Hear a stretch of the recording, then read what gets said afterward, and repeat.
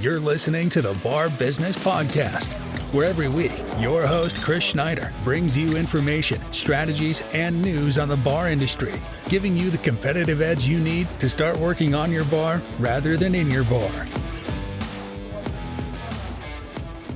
Welcome to this week's episode of the Bar Business Podcast. So far, we've been talking about how to run bars, how to maintain bars, how to make bars better. But what we haven't had a chance to discuss yet is how to get into the business if you're not already in the business. So today we're going to lay out some thoughts, some ideas on how to get into the business.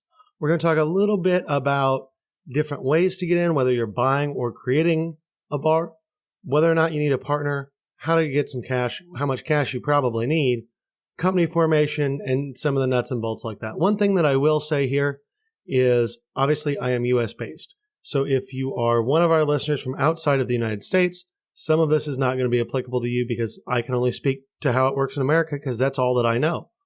And even more so, I should mention that LLC formation, things like that are going to change state to state. So just because something is one way in Indiana doesn't mean it's that way in New York, and it normally means it's absolutely not that way in California. Indiana and California don't do many things the same way. So always, if you're going to start a bar, whether you're buying one, whether you're creating one, make sure you have the right advisors around you. And those advisors could be people that are bar, restaurant consultants. They can help you with concepts, menus, all of that. But you're also going to need a really good accountant, CPA, and a really good attorney. Because that CPA and that attorney will know how to help you make the best decisions. They'll be able to look at your total situation. They'll be able to give you good advice. And they really will be able to guide you on a path that puts you in a much better legal framework, a much better accounting framework, a much better position with the government than you're going to come up with on your own. And so normally where I am very much about cutting costs, what can I do myself? I would rather design a menu myself than hire a menu designer if I feel like I can tackle the menu that I'm doing. But I always hire a CPA and an attorney because those guys will protect you, they will cover you, and they will give you the advice you need. Whether or not you like it is a whole different story. So like I said, this week's going to be all about diving into how to get into the bar business. And the idea for this week's episode, just to give you a little background here, actually came from our Facebook group. So if you haven't had a chance, go hit up Facebook, go search Bar Business Nation. It is a closed group just so that we don't get all the spammers that try to sell restaurant crap in every restaurant owners group. But go ahead, join. We'll approve you, get you in. And it's really trying to build a community of people to help each other, to work with each other, to give each other ideas, and to really provide a place for a sounding board for bar owners, bar managers, with other bar owners and managers that really understand where they're coming from. Too often we get people that give advice for bars and restaurants that don't know bars and restaurants. The people that know the most are the people that are doing the work now. So that's really what we're trying to build over there. A solid community of people that help each other on the path to success, because that's what we're all trying to do. We're all trying to succeed, and that's a place that we can build a community to help one another. But the idea for this podcast, like I mentioned, came from that forum. Actually, one of the members that had joined asked a question about how to organize a bar, how to organize property versus the bar business itself. A lot of little questions like that. And it made me realize that while we've talked about running a bar, we haven't talked about how to get in the business. So when you think about getting in the bar business, there are essentially two different ways you can do it. Way one is that you buy an existing bar. Way two is that you create a bar from the ground up, right? You either buy an existing business or you develop a concept. Now, each of those have their own strengths and weaknesses. Each of those have their own challenges. And quite possibly the largest challenge when it comes to creating a concept is that you have to do everything. You have no groundwork to start from. You have no employees. You have no processes. You have no systems in place. So you have to come up with all of this as you're going through, and you have to get it right. Because people will be very judgmental when you first open. A lot of people will go to a bar or restaurant the first month it's open and base their whole opinion of that bar or restaurant on that 1 month, on the experience they had, when everyone's still trying to figure out what they want to do, and they're so busy, they're getting their ass kicked and don't have time to figure it out. So the only way to prevent that is to make sure that when you open, if you're going to do your own concept, you have everything in place. So that's the difficulty there. Conversely, now, when you're buying a business, you have all these systems, policies, procedures, inventory, employees, you have all that in place. The problem is it has to be right. If what you're buying has issues, if what you're buying is not 100% correct, then you're going to have a difficult time fixing that, righting that ship, getting everything where it needs to be. So to tell you guys a quick story, when my dad had a bar in Indiana where we are, and he had some partners there. And one of the partners was not a terribly scrupulous individual, and he was running the bar, and he kind of ran it into the ground. And so the idea was to kick him out of running the business and to put a different partner in place. Well, my dad and his other partners were all older. They really had no interest in day-to-day bar management. So they brought me in to run the bar and to do this bar transformation, which was great. But where we were starting from didn't have the best reputation. Obviously, if you have an unscrupulous person running a bar, things happen in that bar that are not great. There were some, I never had any proof of this, but I definitely heard rumors of bartenders and servers not doing their jobs. The kitchen was an absolute mess. I mean, I've never seen, there was literally 2.5 inches of grease under the fryers when I put them out. Like it was beyond terrible. It was bar rescue, kitchen nightmares style kitchen that you see on TV that you don't think exists. Oh, it existed. And the employees were not great. They kind of did whatever they wanted. There was some rumors of drug dealing. There were some rumors of some bartenders doing some other things for some money. It was just really not a great situation. So I had bad regulars, bad staff, unclean place. It really wasn't great. And I'll be real honest with you, in that situation, turning that around, which we kind of did, we ended up selling it because it just wasn't producing the money that we wanted once we got it all said and done. And there were some issues with the building itself that we owned, and it became a real estate deal rather than a bar deal at the end. But the thing is that turning that bar around, working with the base that we had, it would have been way easier to buy a building next to it, build an almost identical bar, staff it, hire people, and then move forward. So buying a bar is not always going to be the easiest if you're starting from a handicapped position. Now, if you buy a great bar, so the first bar I bought, which was a wonderful bar, it was a neighborhood bar, it was well established, it had great food, it had great staff. I bought that bar and I was able to walk in and basically run it without having to do much of anything. The owner before me was a guy that had owned bars for decades and decades and decades that kind of knew how to get them on autopilot, had management in place, the whole 9 yards. So you can find easy bars to buy. You can find difficult bars to buy. Building a concept is something you can do, but there's going to be pitfalls. There's going to be issues regardless of how you do that. One thing to always keep in mind when you're getting into the bar business, and this doesn't matter if you're building the concept or if you're buying a concept, you absolutely need a cohesive concept. If you think about the framework I always talk about of mindset, concept, and culture, right? Mindset's an owner mindset thing. Obviously, you need that in place whether you're going to buy or purchase an existing bar in order to be successful, because your mindset is the thing that matters the most. But concept is the second piece. So what I find is most bars that are for sale, most bars that people are going out to buy, the concept isn't quite cohesive enough. If you're building a bar, you absolutely must create a concept that is very cohesive, that makes sense, that is logical.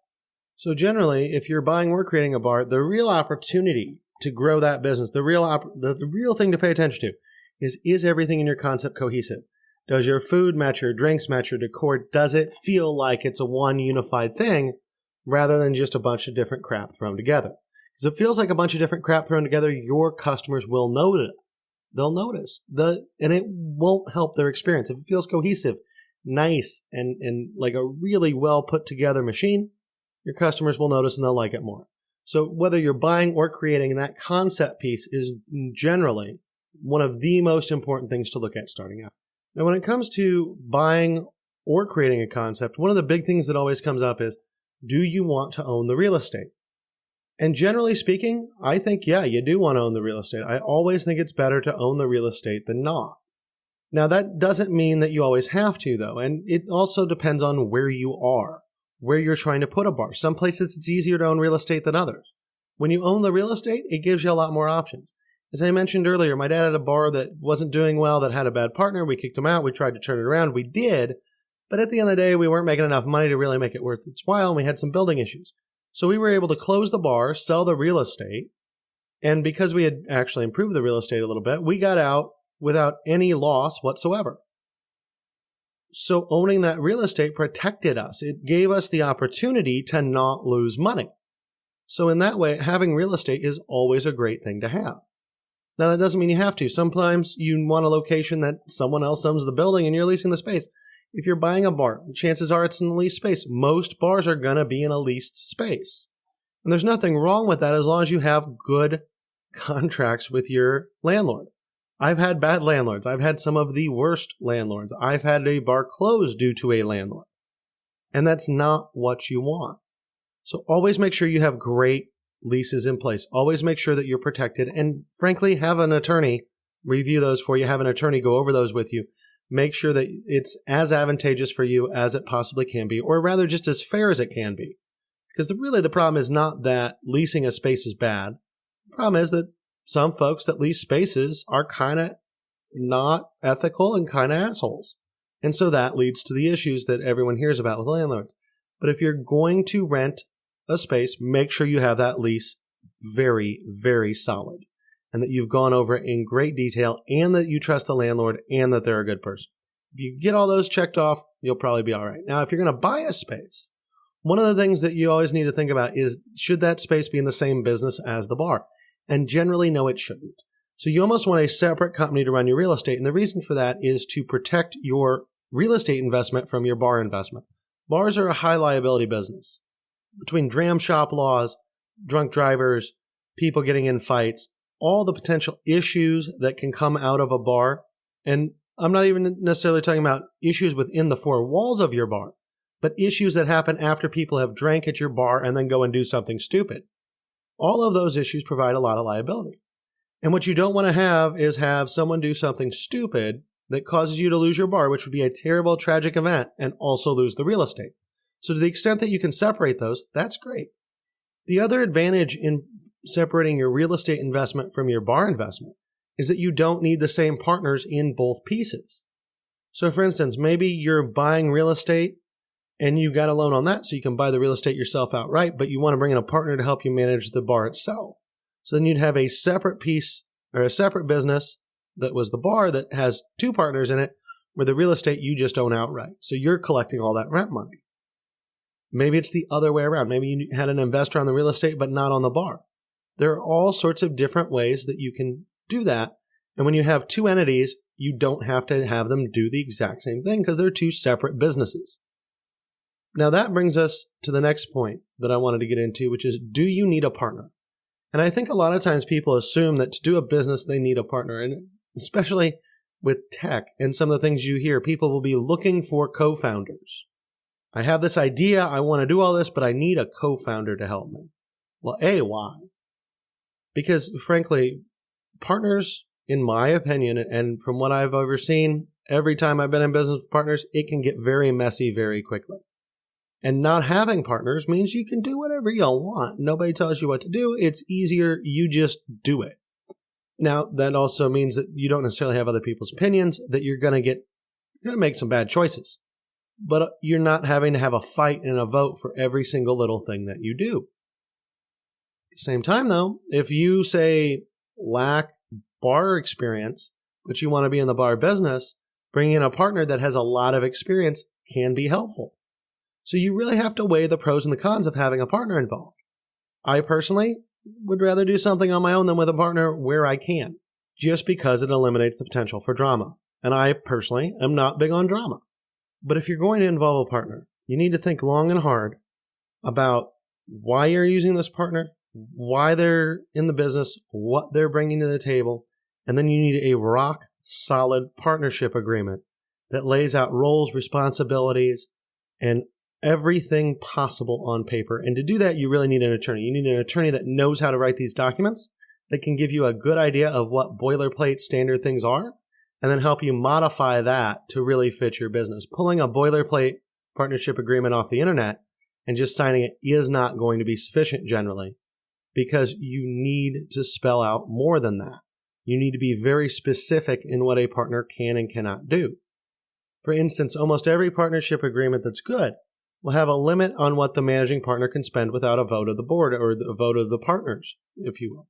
And so if that spending limit is, say, they can't spend more than $2,500 on a single item. Well, if you have a refrigerator in the kitchen or a kegerator behind the bar, that breaks, that's going to cost you more than $2,500 to replace. And it needs to be replaced like now, right? Not tomorrow, not a week from now. A kegerator, broken refrigerator in your kitchen, you need that done as quick as humanly possible. If you have to get some partners together, have a vote on it, discuss it, debate it, that's just, A, really annoying, and B, it's not helping you take care of the problem for your bar. So you need the ability, if you're the managing partner, to be able to get that replaced quickly, easily, and to be able to spend that $3,000, $4,000, $5,000 that's going to cost to replace that. Now, looking at this from the other side, if you are the investor or one of the partners and you have another partner that manages some of the day-to-day, you don't want them to be able to go out and spend $50,000 on some whatever that's going to keep you in a long-term maintenance contract without a vote. So you need to delineate where that line is.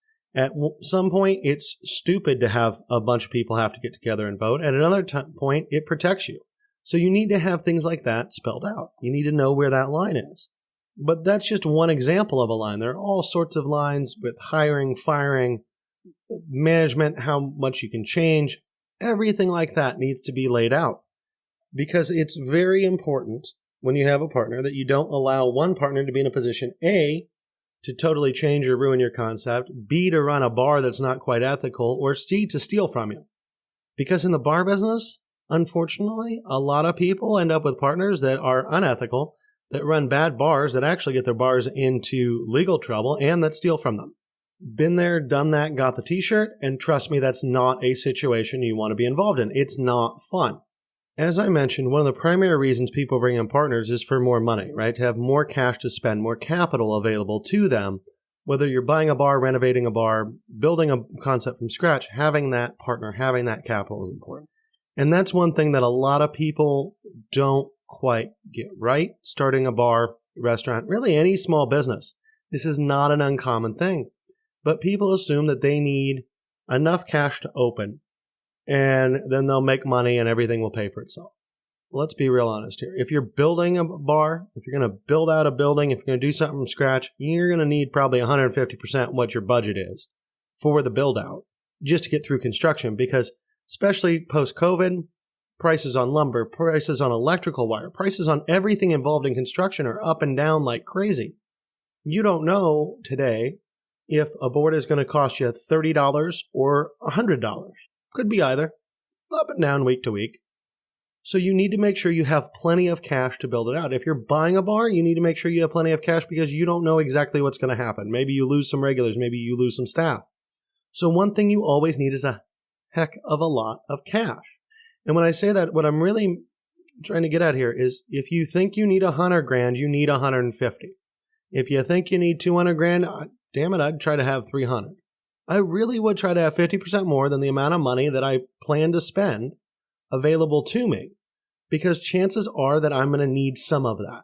Chances are there's going to be some budget overruns. Chances are there's going to be some issues that have to be solved.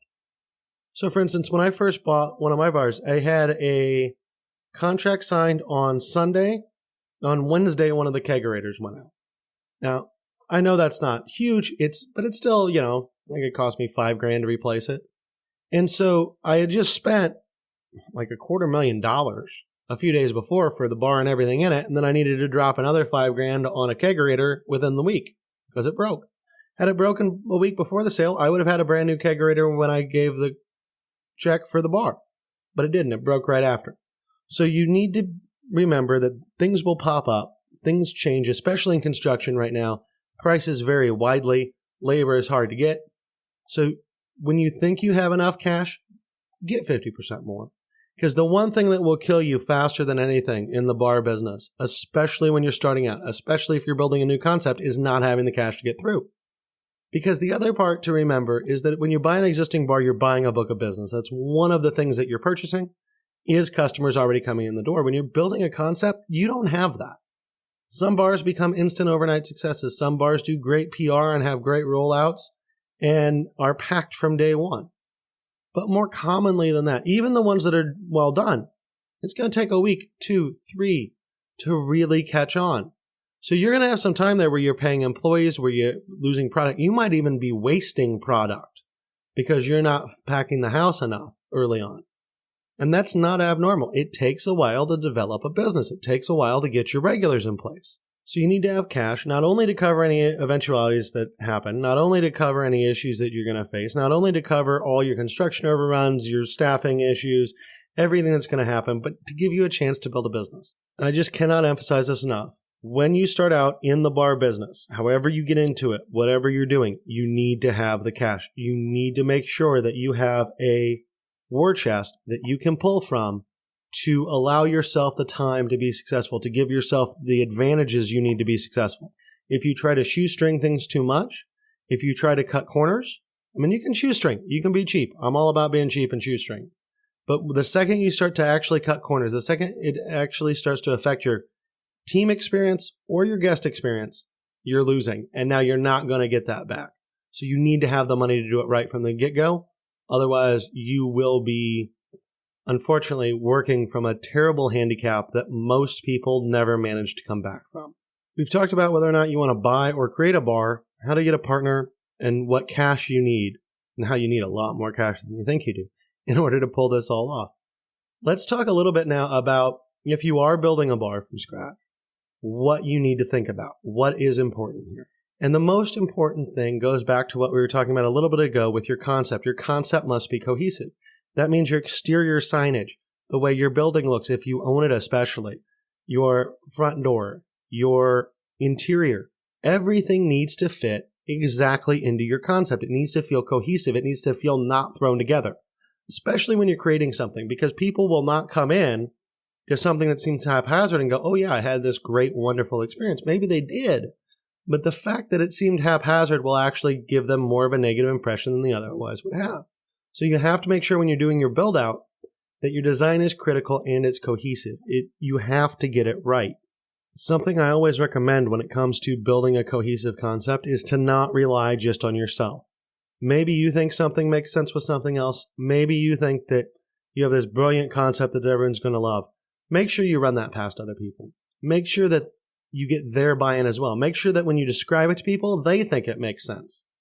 And when I say people, I don't mean your girlfriend, your mom, your nephew, your kid, whoever. You need people that will disagree with you, not people that like you.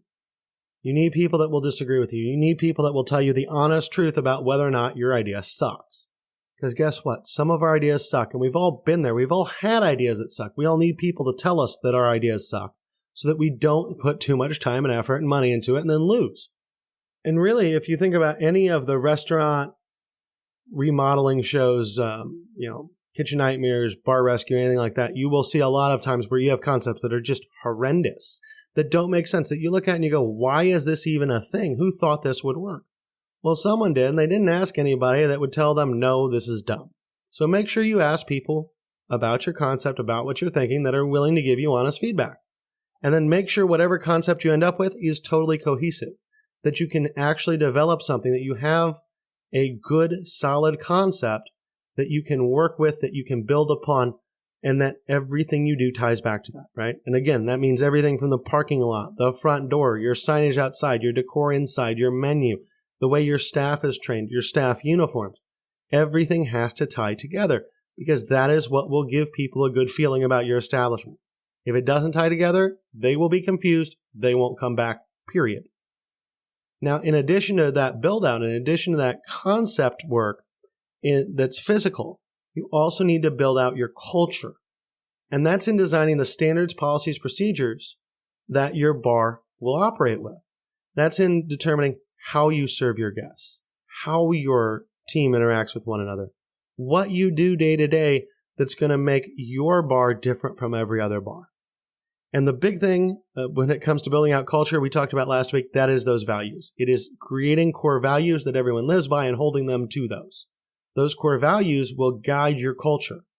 But you can't just build out a concept. You have to build out a culture at the same time if you want to be successful, if you want to have a bar that achieves better than average results. You need that culture piece. And it has to be just as cohesive and just as tied in with everything else you're doing as your build out. The key way you get there is coaching and training. You have to coach and train your team. You have to make sure that everyone is set up for success. And if you're buying a bar, you may think, well, I'm not building it out. I have this inherited staff. They know what they're doing. You still need to coach them and train them. You still need to build your culture. Because probably the bar you're buying had a slightly different culture than what you want your culture to be. So you need to bring your culture out. You need to talk to the staff about the culture you want. You need to change the way they're thinking from the old culture to your new culture. Now, hopefully those cultures are frankly very aligned, and that's not a big jump. But if it is a big jump, you may even have to replace staff to get that culture to be what you want it to be. But unless you have the right culture that's cohesive with your overall design, with your concept, you're never going to be as successful as you can be. It's very, very important. To establish that culture, you have to remember to train, and train some more. But not just train, you have to teach. You have to give your staff the tools, the knowledge, the understanding of what they're doing so that they can be absolutely successful. And in doing so, you have to create a culture that promotes learning, a culture that causes your employees to want to know more, to learn more, to grow their knowledge base, because that will provide a better experience for your guests. It will provide a better experience for your team in the long run. And that all means more profit into your pocket at the end of the day. So not only do we need to build out the interior, we need to build out the culture, and then we need to train, teach, test, refine, work with our staff to make sure that culture, that concept, that training is ingrained in them so that we can be successful day after day after day with a consistent, cohesive, great product that our guests are going to love and return for all the time.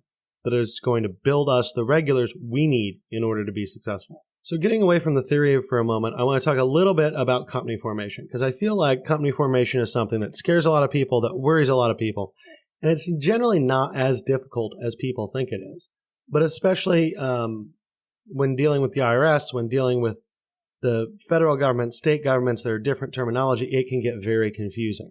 And I apologize for those of you that are not in the United States, because this is going to be very U.S. based here for a second, but bear with me. I want to get through this real quick, and I want to make sure that everyone understands kind of how this works, because there's a lot of misconceptions here. There's a huge amount of bad advice floating out on the internet about company formation. So first thing to remember when you form a company inside the United States is that it's not one single body that registers companies. Each state is different. Some states it's very easy. You can file a company online for $100 in a couple minutes. Some states it's much more difficult. It requires additional paperwork. It requires more time. It requires more money. So each state is going to be a little bit different. Each state has different requirements. And you may need a CPA or an attorney to help you determine how to file that paperwork. But generally speaking, most small businesses in the United States fall into one of two buckets. In most states, you're going to either have the option to be a limited liability company, a sole proprietorship, which just means you're doing it under your own Social Security number and it's not separate from your person, or as a corporation, a C Corp that is, like a big corporation like Coca-Cola or GE or Walmart. Most small businesses at our bars will be formed at the state level as an LLC. And there are tons of reasons for that. And there are people that or attorneys and CPAs that can speak to this slightly better than I can. But the big thing here is that when you do a sole proprietorship, if you're doing everything under your own Social Security number, under your own name, you don't have a liability hedge. LLC stands for Limited Liability Corporation. It's literally, its purpose is to limit the liability that you have to the business and separate that from your person. So it's important that you do that. There are some concepts that you should probably review with an attorney, like pierced veil, where it can actually be legally not disregarded or not separated from you. And you want to avoid that. You don't want the business and your person to be the same if the whole purpose of having the business is to limit the liability that you have. But you want an entity that's separate from yourself in order to limit your liability almost always. Again, talk to an attorney, but almost always that's going to be true. But where this gets really complicated, where people get super confused, is the fact that an LLC at the state level means nothing at the federal level.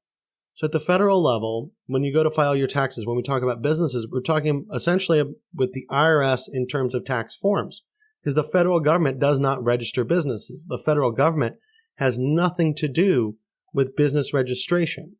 The states do. So the federal system and the state system are different, and frankly, each of the 50 states in the United States have a slightly different system. So at the federal level, an LLC is going to normally be taxed as one of three things. A sole proprietorship or a disregarded entity, which does not mean that you don't have the legal protection of having the LLC. It just means that the LLC does not file separate taxes from the individual. Now, this only is in cases where you have the individual paying all the taxes for the business. It is a pass-through. All LLCs are, but where all those taxes are being put on the 1040, and there are no partners. If you have partners, now you have to file a partnership return, which would be a 1065. And that requires that you file the separate return for the business. All the partners get what's called a K1 that shows their share of profit, loss, whatever. And then they use that on their personal taxes. That is going to be basically the same as a disregarded entity. It's just that you have more people involved.